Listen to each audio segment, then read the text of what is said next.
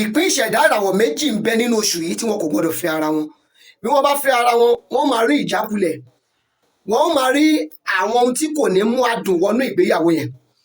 Àṣírí ìràwọ̀ rèé. Ẹ má bínú, mo kí yín káàbọ̀ sí oṣù tuntun. Àṣírí ni Ọlọ́run fún àwa láti máa sọ nínú oṣù kankan. Nínú oṣù kẹta tí jẹ́ oṣù Máṣì, ǹjẹ́ ṣé o mọ̀ wípé àwọn ìpín ìràwọ̀ méjì ń bẹ nínú oṣù yìí tí wọn kò gbọdọ̀ fi ara wọn? Ìpín ìràwọ̀ méjì náà ní ń bẹ nínú oṣù yìí, méjì méjì ní ń bẹ ní oṣù kankan. Bọ́tí oṣù Máṣì yìí, ìpín ìràwọ̀ àkọ́kọ́ tí ń bẹ nínú oṣù yìí là ń pè ní Pisces, ìràwọ̀ omi tí kìí rú. Ìpín ìràwọ̀ kejì òun là ń pè ní Aries, ìràwọ̀ iná tó kàn yanyan. Àwọn ìpín ìṣẹ̀dá ìràwọ̀ yìí ti Pisces, àwọn ní gbogbo ọmọ tá a bí láti March 1st títí tó lọ fi dé March 20. Àwọn ọmọ tá a dẹ̀ bí láti March 21 títí lọ fi dé March end, àwọn ní ìpín ìràwọ̀ iná tó kàn yanyan tá a pè ní Aries.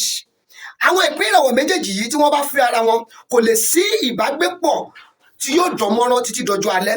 Ìbẹ̀rẹ̀ máa ń dá gan, tó dẹ́pọ̀ ọ̀pọ̀lọpọ̀ yóò máa gbàdúrà pé mo ti ẹ̀ fi àwọn irú ìgbéyàwó lágbájá mo fi tọrọ, ṣùgbọ́n àárín méjì àti ìgbẹ̀yìn àti lórí àwọn ọmọ àti lórí ohun tí wọ́n bá kójọ ẹ máa rí wípé àwọn ìdàrúdàpọ̀ yóò máa wọnú irú ìgbéyàwó bẹ́ẹ̀.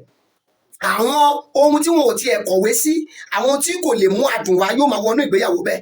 Àwọn ìpín ìṣẹ̀dá ìràwọ̀ méjì yìí bí wọ́n bá ń bára wọn ní ìbálòpọ̀, tí wọ́n bá ń ṣàkíyèsí, tí wọ́n bá wọn ní ìbálòpọ̀, wọn ó máa rí pé yóò máa rẹ àwọn méjèèjì.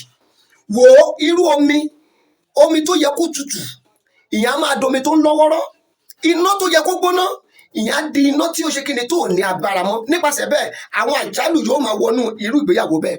Bí wọ́n bá fẹ́ ní ìbáṣepọ̀ àti ìlọsíwájú tó dọjọ́ alẹ́ fúnra àwọn tó jẹ́ pé wọ́n ti wà nírú ìgbéyàwó bẹ́ẹ̀, torí a lè ní kí wọ́n kọra wọn sílẹ̀. Ẹ súnmọ́ àwọn oníràwọ̀, àwọn tí onímọ̀ tí Ọlọ́run fi àwa náà jẹ́ ìkan nínú rẹ̀, kí wọ́n bá yín ṣe àwọn àtúntò nínú ìràwọ̀ yín. Ṣùgbọ́n tí ò bá tí ì wọnú irú ìgbéyàwó bẹ́ẹ̀, màá fún ẹ láàdíváìsì pé o gbọ́dọ̀ wọnú ẹ̀. A lè sọ pé torí pé a ní ọ̀nà àbáyọ káwá ní káwọn èèyàn máa jì sí kòtò, torí pé ọ̀nà àbáyọ is impromptu probability. Nọ́mbà tèmi kò yípo padà, 08054 35 3629. Àṣírí ìràwọ̀, mystery of star. Ẹ follow wa lórí gbogbo social media handles wa. Ẹ WhatsApp nọ́mbà yẹn bí ọ̀rọ̀ bá ta kókó lórí ìràwọ̀ àfọ̀tútù, á sì jẹ́ kẹ́ mọ